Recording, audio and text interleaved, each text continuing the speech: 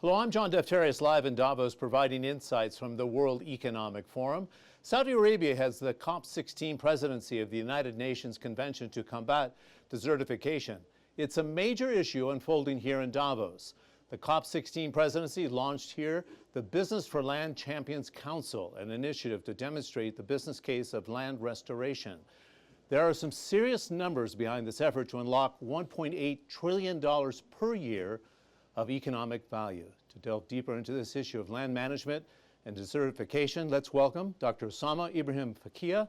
He's the Deputy Minister for Environment at the Ministry of Environment, Water and Agriculture of the Kingdom of Saudi Arabia. It's great to have you here. Thank you for having me. I'm curious to find out why you thought it was important to make your launch today here at Davos, and is it a major milestone in your efforts? Definitely, because land is very important for many businesses. Agriculture business, 95% of our food comes from land. The food business, the construction material, the mining business, the fashion business, waste management, many businesses rely on land. Yet we have about 2 billion hectares of land are degraded at a total loss of about $6 trillion per year of lost ecosystem services.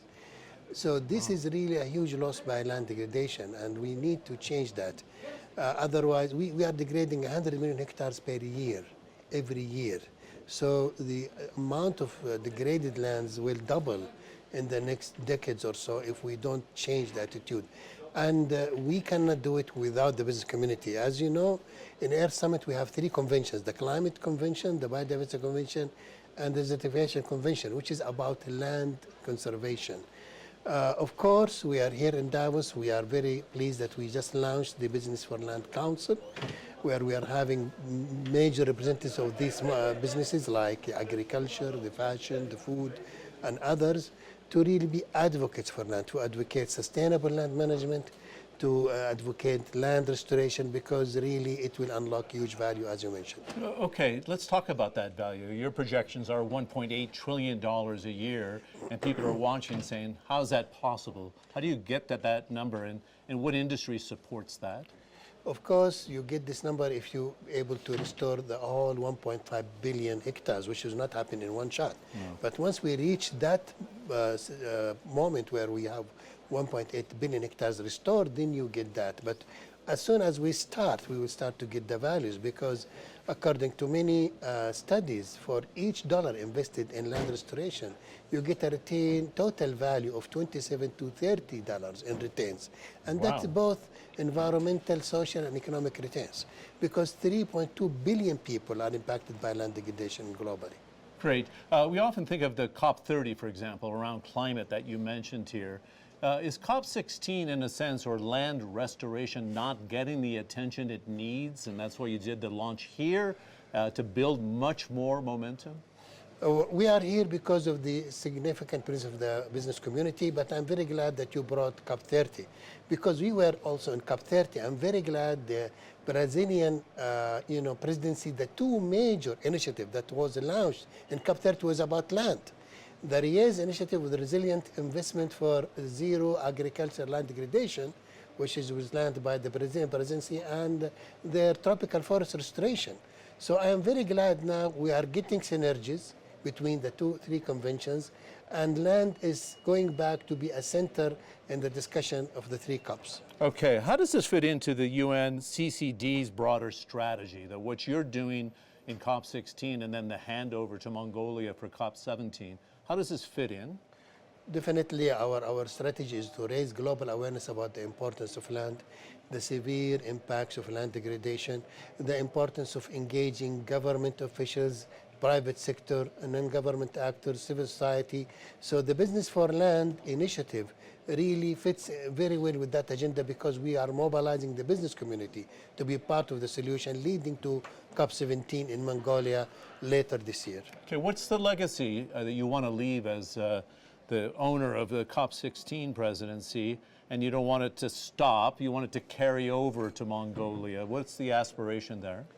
Of course, before we worked with G20 to launch the G20 Global Land Initiative, which is now operating in 100 countries. I'm very glad. And we launched also during COP16 the Riyadh Global Drought Resilience Partnership, which target to enhance the readiness for drought in 74 developing countries. And last but not least, the Business for Land initiative leading to COP17, where we all meet there to translate these ambitions into action on the ground. Okay, let's make it real for our viewers here watching what's happening in Davos. How does this translate into jobs for individuals? Because if you restore the land, right, it has a multiplier effect. How do you see that unfolding? Definitely. We have to realize that,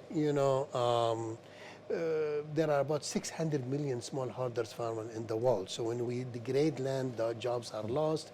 We expected because of drought, 700 million people will migrate in 2050.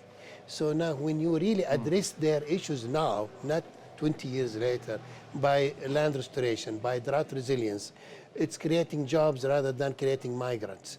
So really, we have to address the issues at the root cause, not dealing with the symptoms like by dealing with migration and others later on. Okay, and I think if you can give us your personal view, what's the impact of this initiative it could have on the kingdom? Like desertification is a major issue in the Kingdom of Saudi Arabia, and the same thing for the steppes of Mongolia.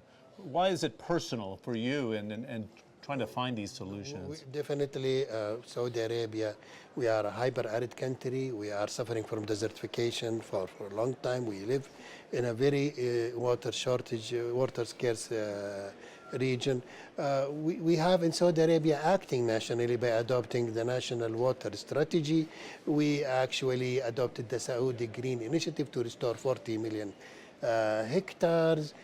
We are actually adopting innovative solutions for reduced water consumption in farming, reduce the water, the energy needed for desalination. We rely heavily on desalination. We cut energy consumption by about 70%.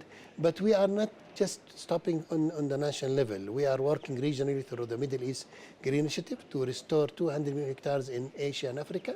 Wow. And we are very glad that we have 34 countries that have joined, from Uzbekistan to the east to Ivory Coast and Morocco and Chad and Burkina Faso to the west. So, and here globally we are working through COP16 and here in Davos with the business community launching global initiative. Great. Final question for you. What was the reception you got when you did the launch today? Does the business community really buy into it here in Davos? What was the feedback you were getting? I think there is a huge enthusiasm because it's not only make environmental sense, but it's important for the long-term business sustainability, because if land degrades, that will impact their long-term sustainability. Again, FAO said that we need to produce 50% more food by 2050, and we cannot do that by degrading land.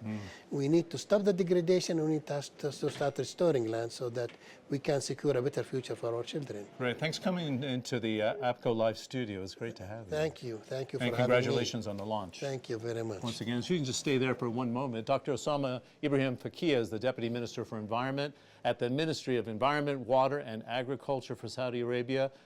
Expect more updates here from Davos 2026. I'm John Defterios.